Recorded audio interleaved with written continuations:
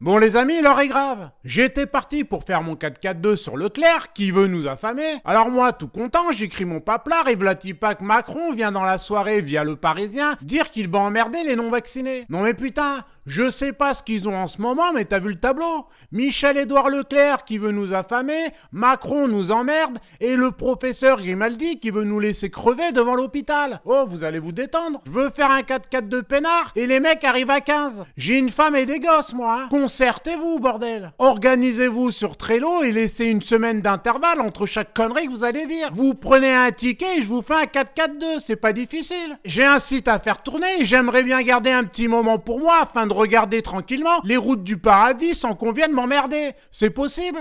Du coup, je suis désolé de vous dire ça, Macron et Michel-Édouard, mais là, franchement, vous m'avez gavé. Je vais devoir vous mettre en slip, les gars. Vous pouvez garder vos chaussettes, mais ça va grelotter, hein, je vous le garantis. Bref, on va commencer par Édouard Leclerc. Enfin, Édouard, c'est le prénom de son daron. Lui, c'est Michel-Édouard. D'ailleurs, à l'époque, dans les années 1940, je suis pas certain que tu pouvais rentrer dans son magasin aussi facilement. Le papa Édouard, il parlait beaucoup aux Allemands, à ce qui paraît, hein. Voire un peu trop, le garçon, hein. Fallait pas trop cacher des résistants dans le rayon légumes, sinon tu finissais pareil.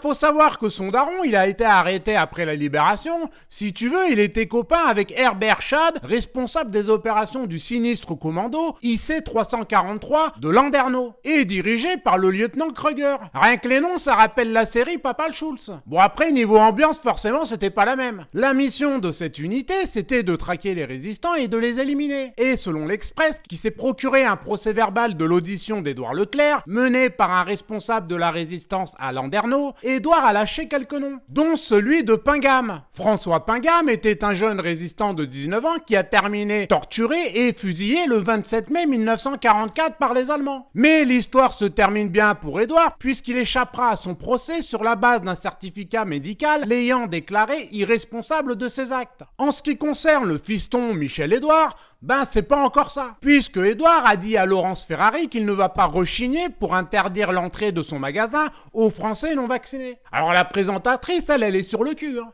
Et elle lui dit, oui mais attends, mais comment ils vont faire pour becter? L'autre il a haussé les épaules et a lâché, ils viendront pas. Bon, il a pas dit qu'ils aillent tous se faire enculer, mais c'est tout comme, hein. Le mec interdira l'entrée aux Français non vaccinés, à ma famille, mes gosses, mes nièces, mes neveux, mes oncles, mes tantes. Il refusera de leur vendre de la bouffe. Forcément, vous me connaissez, je dis ça à Madame Marcel. Sauf que Madame Marcel, faut pas trop la menacer d'affamer ses gosses. Ça la rend nerveuse. Premier réflexe, elle a découpé sa carte Leclerc, elle en a fait des confettis. Putain, quand j'y pense, en plus, on avait cumulé 65 balles sur cette carte de merde. Il y avait de quoi acheter des dizaines et des dizaines de rouleaux de papier cul, bordel. Mais bon, pour madame, c'est terminé, hein. Ah, elle m'a dit, je m'en tartine, hein. Ils verront plus ma face, ces bandes d'.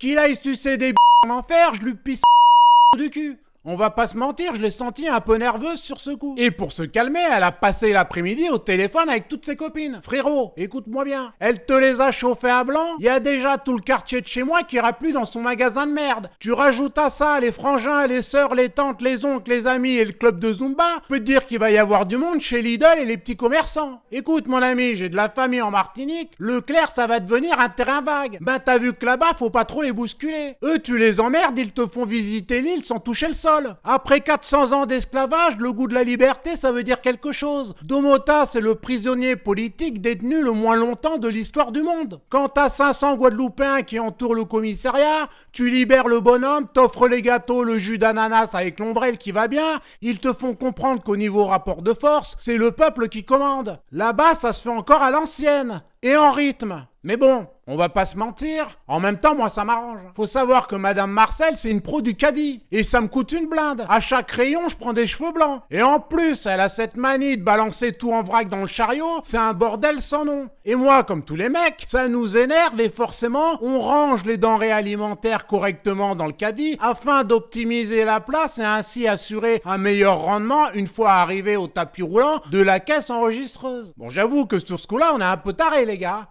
On va pas se mentir. On sait pas trop pourquoi on range tout ça dans le caddie alors qu'on n'arrive pas à mettre un slop dans la panière à linge, mais bon, on se refait pas. On en vient à Macron, qui s'est planté à moitié, mais planté quand même. Le président s'est découvert des talents d'emmerdeur qu'il avait pourtant depuis les Gilets jaunes. Il en a éborgné plus d'un si vous vous rappelez bien. On sent qu'il veut la jouer cow-boy sous l'impulsion du cabinet de conseil McKinsey. Donc tout est calculé, Mais ça n'a pas fonctionné exactement comme il voulait. On va y revenir. Bref, le loustic nous pisse cette phrase. Et bien là, les non-vaccinés, j'ai très envie de les emmerder. Donc on va continuer de le faire jusqu'au bout. C'est ça la stratégie. Et donc, il faut leur dire, à partir du 15 janvier, vous ne pourrez plus aller au resto, vous ne pourrez plus prendre un canon, vous ne pourrez plus aller boire un café, vous ne pourrez plus aller au théâtre, vous ne pourrez plus aller au cinéma. Ce que vous voyez écrit là mot pour mot, c'est calculé à la virgule près. Sauf que ça aurait dû arriver aux oreilles des Français une fois le pass vaccinal voté. Et c'est Aurore Berger qui lâche le morceau. L'autre, elle voit un micro qui passe et elle avoue tout devant les caméras de LCP, en nous disant que les propos du président dans le Parisien auraient dû sortir un autre jour, une fois le pass vaccinal voté. Donc elle explique que tout était planifié pour tromper les députés et les Français. Ensuite, Macron, du haut de sa tour, voulait cibler les millions de Français non vaccinés pour le plaisir de les emmerder, de les humilier, de les accabler et de les présenter comme coupables, comme bouc émissaire. C'est Aurore qui le dit. Elle, c'est la meuf que tu choisis en dernier quand tu fais des équipes. Mais toi, comme t'es sympa, tu la prends. Sauf qu'à la dernière minute du match, elle marque contre son camp. Elle est extraordinaire, cette petite. C'est un cadeau du ciel pour nous.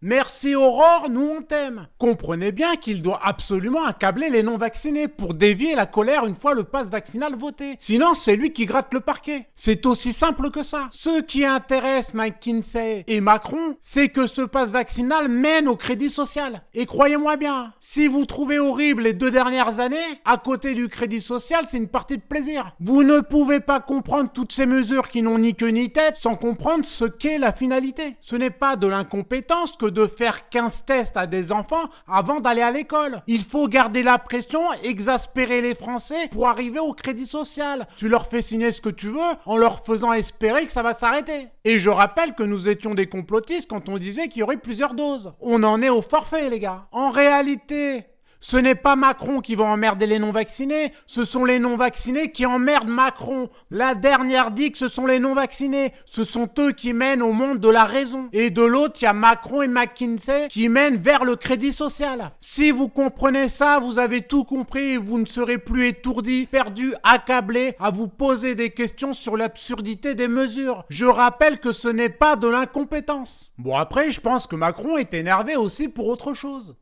Vous êtes tous au courant, les gars. Jean-Michel Trogneux. Ah bah on l'a emmerdé avant l'heure, le Macron. Jean-Michel, il est resté une bonne semaine au hit parade sur Twitter. On se serait cru au hit machine. On est sur un record à faire valider dans le Guinness Book. Et puis moi, j'ai vu l'histoire Trogneux, j'ai plongé dedans. En plus, vous savez, en complot, je suis pas mauvais. 15 ans dans la boutique, hein. Mon CV, c'est un bottin. Il y aurait un ministère du complotisme, j'aurais clairement mes chances. Dès que je vois un triangle, je me transforme en Dr House. J'ai un talent certain dans ce domaine. Bon, au départ, on va pas se mentir, je suis pas chaud, tu vois. Mais comme c'est le très sérieux fait et documents qui sort l'enquête, je me dis que je vais zioter le bordel. Eh ben merde, quand t'as terminé l'enquête, c'est la question existentielle. Où est Jean-Michel Trogneux? Bon, moi je me dis qu'il y a un média qui va lâcher une photo, un indice, une enquête, une merde pour démentir. Rien que dalle. Même Check News de Libé n'a rien pu mettre en avant, à part les accusations de racisme, antisémitisme, transphobie et tout le package habituel. Bon après, moi je dis perso, ça se trouve Brigitte, en fait, c'est Xavier Dupont de Ligonnès. Non mais les gars, ça se tient, bordel. Nous, comme des cons, on le cherche partout, l'autre. On croit qu'il s'est planqué je sais pas où. En fait, Dupont de Ligonnès, c'est la première dame de France. Le mec a réussi le coup de génie. Bon, il se fait taper le derche par le presse, mais il dépense 5200 € par mois en coiffure maquillage, Xavier. Passe sanitaire ou pas, l'autre, il passe partout, hein. Il s'en bat les couilles. Enfin, il s'en bat les couilles, plus maintenant. Mais bon, j'arrête de dire des conneries, j'abuse un peu. Mais en tout cas, ça aurait fait un bon scénar en vrai. Hein. Donc, recherchez Jean-Michel Trogneux, quand vous l'aurez trouvé, on pourra clore cet épisode. Bref, les amis, on rigole, mais on vit une époque où il faut se battre. Et j'appelle tous les Français, vaccinés, non vaccinés, les blonds, les roux, les grands, les petits, les noirs, les blancs, toute la boîte de crayons de couleur, les cathos, les musulmans, les juifs, les bouddhistes, tous ceux qui en ont ras le cul de leurs mesures, de leurs menaces, du climat pourri qui s'installe en France, à ne surtout rien lâcher. Le gouvernement Macron et ses sujets ont décidé d'enfoncer le clou avec un pass vaccinal qui va, bien entendu, perdurer et aggraver encore la situation. Nos enfants suicidaires ne leur suffisent pas, ils veulent aujourd'hui nous donner la corde. Il est impensable de laisser nos enfants grandir dans une France où l'on se pose la question de savoir qui a le droit d'être soigné et qui on doit laisser crever. Donc, on va être le plus clair possible. Ils veulent jouer au con et nous emmerder, moi je suis une 5e dan. J'en ai rien à foutre. Je suis né pour ça, hein. C'est mon sacerdoce. Mes amis, avec le média en 4K2, nous continuons le travail chaque jour pour vous informer et vous tirer le sourire aussi. Hein. Au passage, je vous annonce l'arrivée d'un nouveau venu qui a participé à 4 championnats du monde et fini 3 fois premier français. Le gars fait dans l'endurance. Donc, il va vous faire une série de vidéos pour vous donner la patate, vous expliquer comment fonctionne la motivation et évacuer le trop-plein. Vous aurez un entraîneur de haut niveau. Autre chose, le documentaire Coco Pelli est là, tout chaud démoulé du matin. Mes amis, cette année 2022, on l'a préparé avec vous toute l'année dernière. Et croyez-moi, ça va turbiner. Je vous annonce un entretien tous les mois avec une personnalité. Un autre documentaire va arriver et là, on va toucher les étoiles. Si vous avez aimé l'année 2021 avec nous, vous allez adorer 2022. Et là, on monte pas d'un cran. On vous décroche la lune. Déplacer les montagnes, je sais faire. Hein. Surtout depuis qu'ils cassent les couilles à mes gosses. Bref, si vous voulez nous soutenir via le financement participatif et faire un don, c'est sous cette vidéo. Mais surtout, écoutez bien, on n'a jamais rien gagné sans combattre. L'histoire n'est jamais écrite d'avance. Donc, on continue, regardez vos gosses, relevez le menton. Les cons d'en face font beaucoup d'erreurs et personnellement, je vais pousser au cul avec toute mon équipe pour que ça tombe. Que chacun d'entre nous fasse pareil et ils tomberont, je vous le garantis. Allez, à ciao les gars.